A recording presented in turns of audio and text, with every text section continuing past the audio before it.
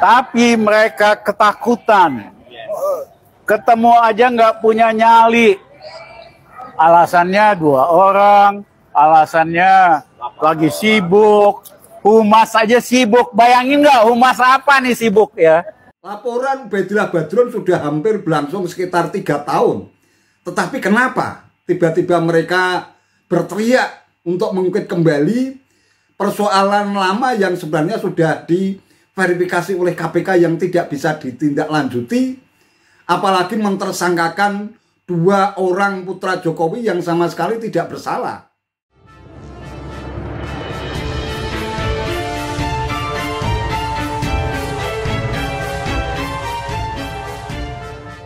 Assalamualaikum warahmatullahi wabarakatuh. Salam sejahtera untuk kita semua, salam budaya. Sahabat-sahabat tercinta sebangsa dan setanah air yang sangat saya hormati, depresi parah, tua-tua bikin ulah. Mungkin itulah ungkapan yang tepat untuk menggambarkan 2 sosok ini, Rizal Ramli dan Amin Rais. Kalau boleh saya bilang, 2 tokoh ini memang termasuk demago kekuasaan yang sangat iri dan kepingin banget untuk menjadi penguasa.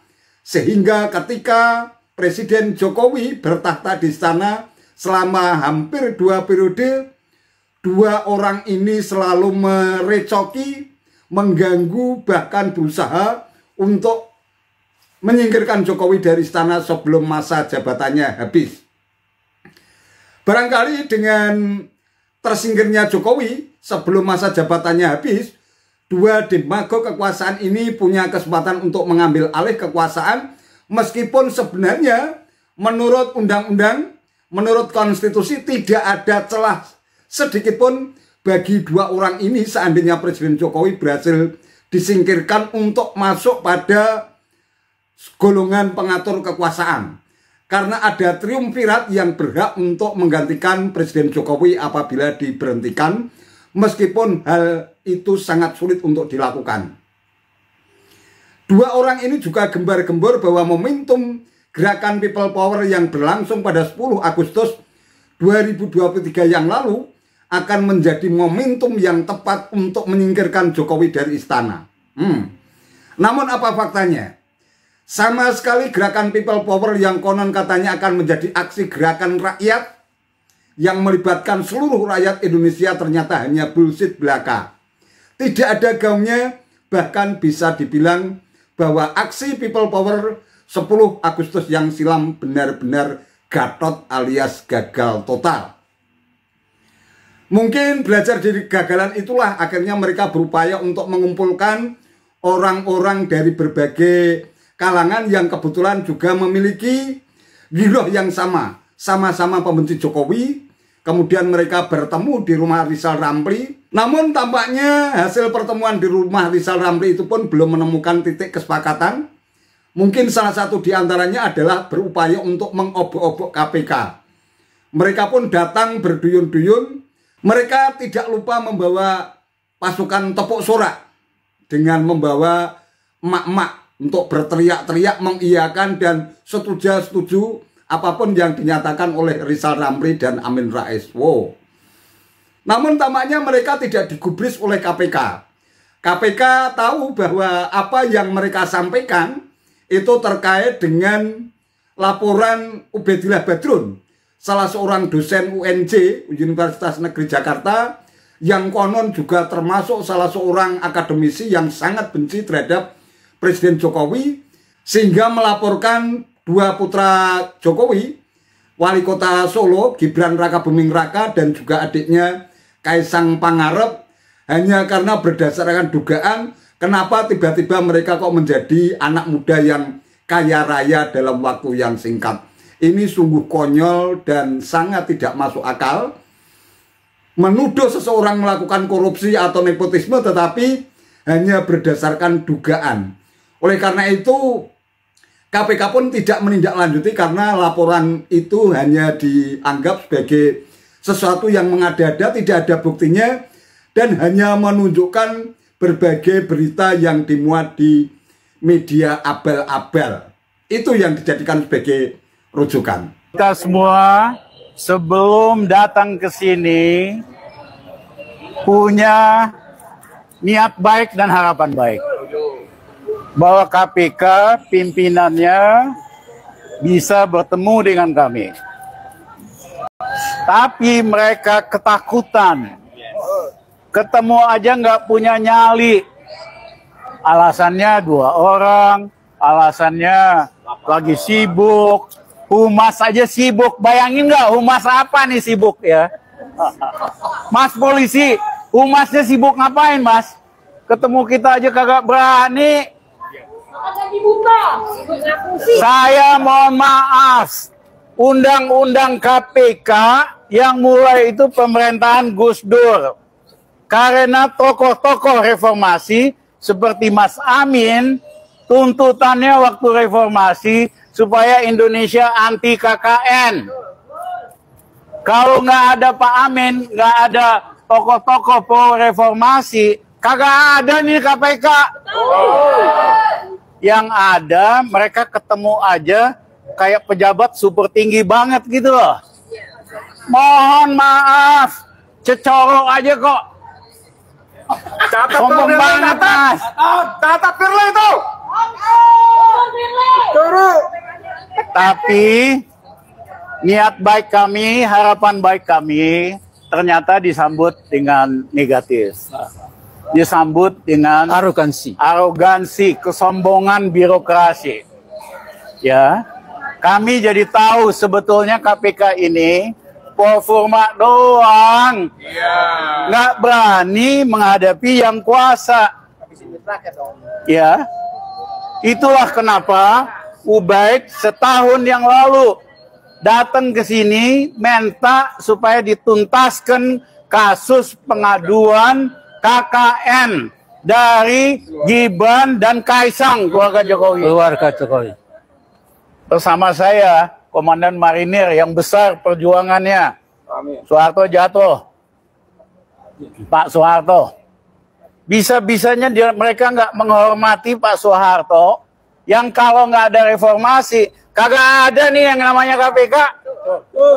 Bisa-bisanya dia nggak menghormati Danjen Kopassus, yang juga peranannya penting di Republik kita, bisa-bisanya berlindung di bawah tipuan para birokrat yang bodoh. Saudara-saudara, akhirnya ketemulah aslinya KPK. Kalau kasus-kasus kecil so jago, so hebat, duit recehan so hebat, tapi menyangkut yang kuasa, yang mengkhianati Undang-Undang Dasar, KPK ketemu aja nggak punya nyali. Karena kalau ketemu pasti dia nggak bisa debat sama Pak Rizal, sama Ubaid, sama Marwan, sama Safril, sama Muslim dan sebagainya. Jadi terima kasih saudara-saudara. Memang Jokowi harus kita ganti secepatnya. Supaya KPK kita benahin lagi kembali ke kitanya.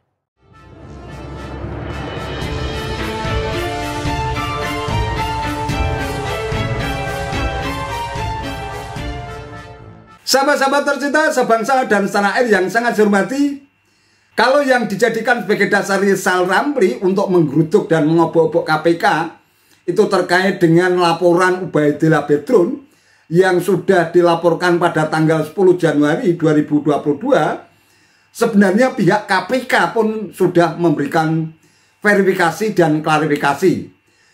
Saat itu Wakil Ketua KPK Nurul Gufron jelas sudah menyampaikan informasi dan disampaikan langsung kepada Ubaidillah Badrun yang bertemu pada tanggal 26 Januari 2022 bahwa laporan Ubaidillah Badrun itu masih sangat sumir karena tidak ada kejelasan mengenai alat bukti yang disampaikan. Ia diduga kuat hanya menggunakan sumber-sumber atau link-link berita yang diperoleh dari berita abal-abal yang memang berusaha untuk mendiskreditkan dua putra Jokowi. Ini sesuatu yang konyol. Kalau Rizal Ramli kemudian teriak-teriak mengapa mereka justru tidak menghormati orang-orang yang dulu berusaha untuk membuat undang-undang KPK, Persoalannya bukan menghormati atau tidak menghormati. Karena di tengah agenda KPK yang cukup padat tentu saja, kalau mereka hanya ingin menyampaikan teriakan-teriakan yang hanya berdasarkan dugaan tanpa bukti yang kuat, ya sia-sia saja. Lebih baik melakukan pekerjaan yang lain yang menumpuk di KPK sehingga bisa memberikan kejelasan arah mengenai upaya untuk pencegahan sekaligus pemberantasan korupsi. Ini kan perasaan baper dari Rizal Ramli dan Amin Rais saja yang menuding bahwa KPK sama sekali tidak menghormati orang-orang yang ingin menyampaikan tentang upaya tindak lanjut dari laporan yang disampaikan oleh Ubaidillah Badrun. Saya pikir ini juga mengada-ada. Laporan Ubaidillah Badrun sudah hampir berlangsung sekitar 3 tahun. Tetapi kenapa tiba-tiba mereka berteriak untuk mengungkit kembali persoalan lama yang sebenarnya sudah diverifikasi oleh KPK yang tidak bisa ditindaklanjuti, apalagi mentersangkakan 2 orang putra Jokowi yang sama sekali tidak bersalah. Apakah benar kekayaan yang mereka dapatkan ketika usia mereka ini masih muda benar-benar didapatkan dengan menjual kekuasaan ayahnya? Menurut dugaan saya, karena memang mereka sudah tidak mempunyai celah apapun yang bisa dijadikan sebagai dasar dan dalih untuk memanggilkan Presiden Jokowi. Impian besar mereka ini kan sebenarnya kepingin menciptakan satu situasi yang bisa membuat Presiden Jokowi lengser sebelum waktunya. Bahkan kalau perlu pemilu itu ditunda. Jadi kalau mereka selama ini teriak-teriak bahwa ada upaya dari istana untuk menunda pemilu, itu sebenarnya sangat tidak benar. Justru mereka lah yang berupaya untuk menunda pemilu sehingga para demago kekuasaan ini bisa masuk ke istana, bisa ikut mengatur pemerintahan setelah Jokowi lengser. Itu impian besar mereka. Nah, kalau Amin Rais, Rizal Ramli teriak-teriak terus melontarkan kebencian demi kebencian, justru akan membuat marwah dan martabat mereka sebagai seorang intelektual yang sudah sangat senior justru akan berbalik menjadi bumerang yang akan menghantam mereka sendiri. Kalau teriakan-teriakan mereka yang lantang disuarakan selama ini sama sekali tidak terbukti, apalagi termasuk KKN yang katanya Jokowi akan membangun dinasti kekuasaan, sama sekali tidak terbukti. Alangkah malunya sosok seorang intelektual yang selama ini teriak-teriak mengatasnamakan rakyat, ternyata semuanya hanya bullshit belaka. Wallahu a'lam bishawab. Itu saja yang bisa saya sampaikan. Terima kasih atas perhatiannya. Wassalamualaikum warahmatullahi wabarakatuh.